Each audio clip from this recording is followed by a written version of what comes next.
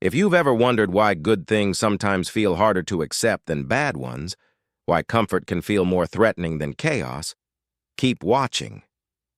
Because what you're about to hear will explain a pattern that has quietly shaped more relationships, friendships, and lost chances than almost any other force in psychology. We assume love is simple. Someone treats you well, so you let them in. Someone is kind, so you feel safe. But the human mind doesn't run on simple logic. It runs on familiarity. And for many people, familiarity was built in homes, friendships, or early relationships where love came with conditions, inconsistency, criticism, distance, or emotional unpredictability. So when kindness finally arrives, steady, undramatic, safe, something strange happens. Instead of relief, there's suspicion. Instead of peace, there's restlessness. A quiet voice whispers, "This is too good. Something must be wrong. When is the other shoe going to drop?" And so, without meaning to, the very people capable of loving us well get tested, doubted, distanced, or quietly pushed out, not because we don't want them, but because some deep old part of us doesn't yet believe we're allowed to keep them. Let's understand what's really happening beneath this pattern. Psychologist William Swan developed what's called self-verification theory in the early 1980s. His research revealed something almost unbelievable. People don't just seek positive feedback about themselves. They seek feedback that confirms what they already believe, even when that belief is negative.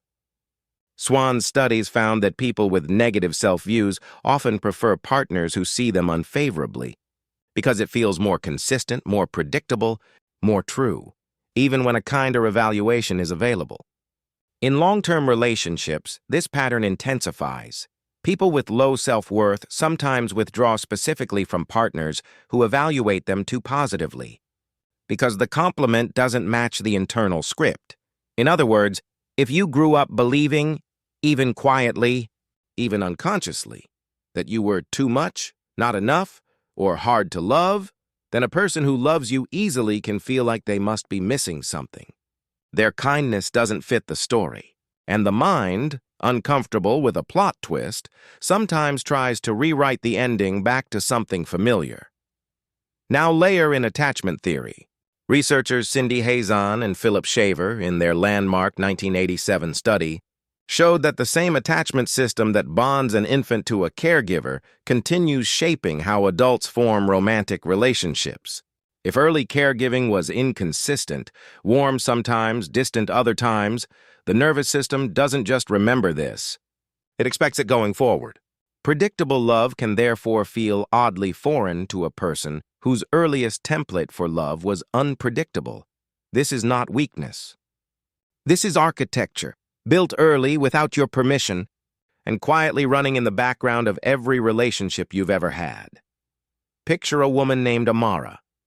She meets a man who is calm, attentive, and consistent, texts back quickly, remembers details, never plays games. Instead of feeling secure, she feels oddly anxious. She starts testing him, canceling plans last minute, going cold for days, half hoping he'll finally reveal the inconsistency she's been braced for her whole life. He doesn't, and somehow that unsettles her more than if he had. Picture a workplace. A new manager genuinely praises an employee's work, consistently and specifically. The employee, who grew up being told nothing was ever quite good enough, feels a strange discomfort, almost suspicion, toward the praise, and begins under-delivering unconsciously as if to prove the compliment wrong. Picture two friends. One has always been the difficult one in every friend group, used to being tolerated rather than truly wanted. A new friend genuinely enjoys her company, no conditions attached. Instead of settling into the friendship, she starts finding reasons to cancel, to create distance, almost daring the friend to finally reveal that she, too, will eventually get tired of her, the way everyone else always has. Picture a child who grew up with a parent whose love felt conditional, affectionate only after achievement, silent after disappointment. That child becomes an adult who, when finally met with unconditional love, doesn't know what to do with it, because nothing in their internal blueprint has a category for love that isn't earned. Every one of these stories carries the same quiet ache, The good thing arrived, and some old, wounded part of the self didn't know how to let it stay. The hidden signs, sign 1.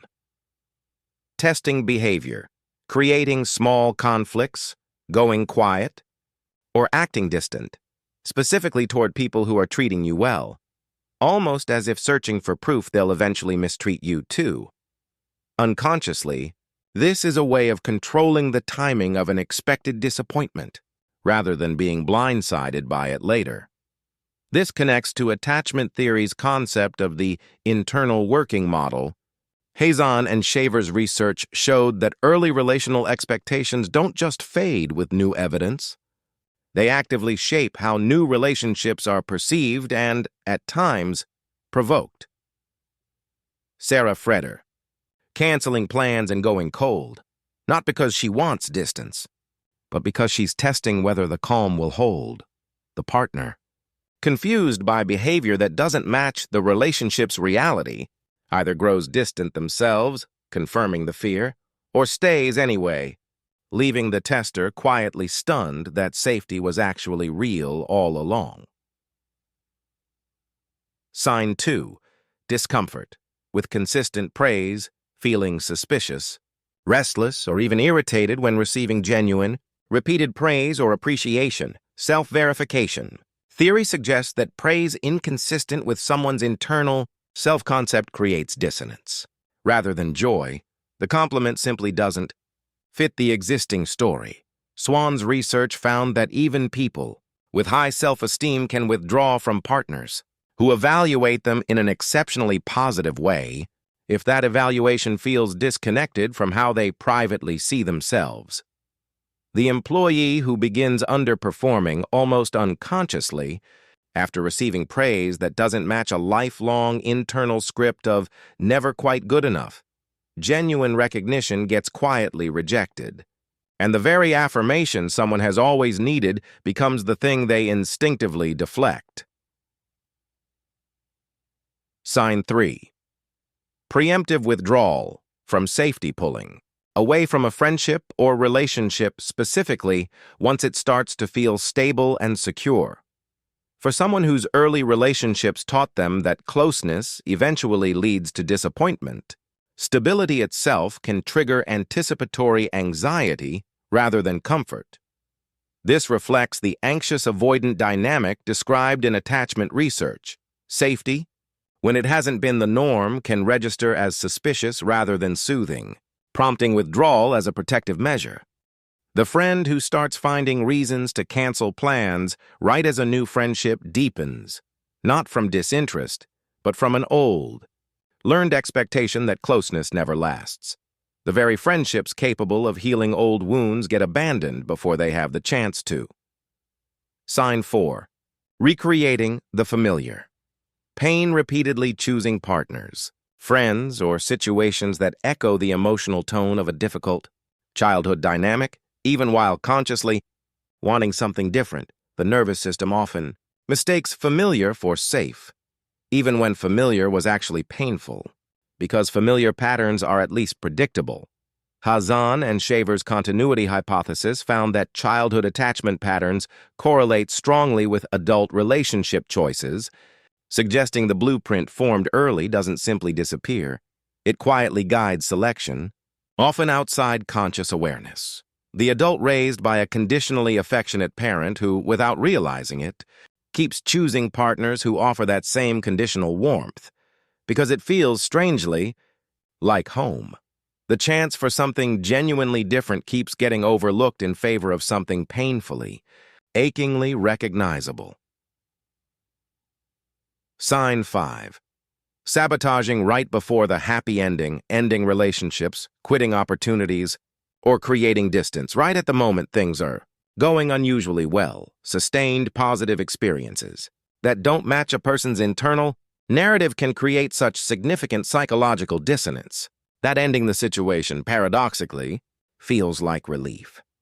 This aligns with self-verification theory's core finding that consistency of self-concept is often prioritized over positivity itself, meaning people may unconsciously choose to feel right about their unworthiness over feeling good about being loved. Someone who ends a healthy relationship right after their partner proposes, or leaves a fulfilling job right after being promoted, unable to reconcile the reality of the moment with their internal story. The self-sabotage feels, in the moment, like clarity or instinct, but often, it is simply an old story defending itself against a happier ending it was never taught to expect. Notice the pattern threading through every single sign. None of this is about not wanting love. It is about love arriving in a form the nervous system doesn't yet recognize as safe to keep. The tragedy isn't that these people don't want good things. It's that goodness for them has to fight against years of evidence suggesting it can't be trusted to stay. If you feel a quiet ache reading this, remembering someone kind you distanced yourself from, or a moment of happiness you somehow couldn't let yourself fully receive, that ache is not shame. It's recognition. It's the part of you that has always wanted to be loved well, finally being seen. Here is what almost no one tells you. Pushing good people away is not proof that you don't deserve love. It is proof that somewhere along the way, love was taught to you incorrectly, and your nervous system is simply running the only program it was ever given. This is not a character flaw. It is an old survival strategy, built by a younger version of you who needed to make sense of an inconsistent world, doing its very best with the only information it had. Psychology doesn't ask you to stop protecting yourself. It asks you to gently update the model, to let new evidence patiently and repeatedly begin rewriting what safety is allowed to feel like. Practical solutions. Name the discomfort instead of acting on it. The next time you feel the urge to test, withdraw, or pick a fight with someone treating you well, pause and say to yourself, "This isn't danger. This is unfamiliarity." Simply labeling the feeling reduces its power to drive behavior. Practice receiving small kindnesses without deflecting them. When someone compliments or appreciates you, resist the instinct to minimize or argue. Try simply saying thank you and letting it sit, even if it feels uncomfortable. This is how self-verification theory's grip loosens, through repeated, tolerated exposure to a kinder truth. Separate the old relationship from the new one.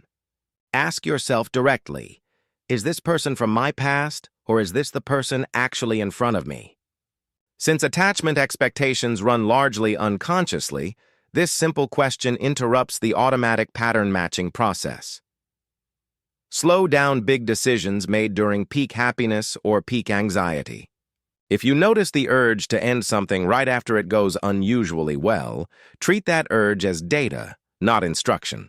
Wait, reflect, and ask whether the impulse is about the relationship or about an old story trying to protect itself.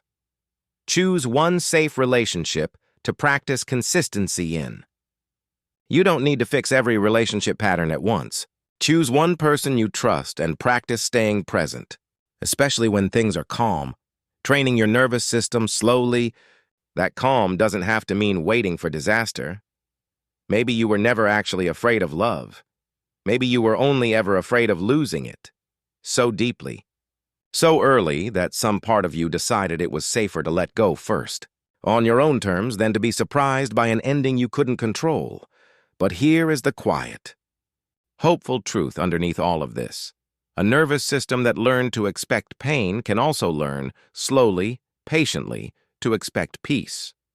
The same mind capable of building walls is equally capable of building trust.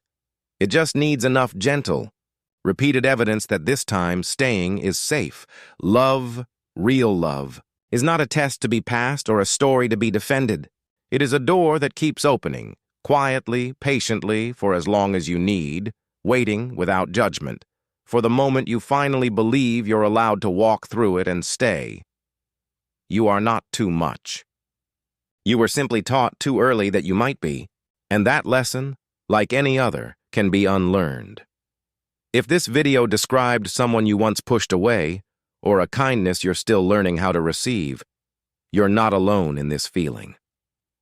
Comment the word recognized if this felt like your own story today. If this helped you understand yourself, or someone you love, a little more gently, Share it with someone who needs to hear that this pattern has a name, and it can change. And if you want more psychology that helps you understand the quiet, old patterns running underneath your relationships, subscribe. The next video might be the one that helps you finally let the good stay. You are allowed to keep the good things, let them stay.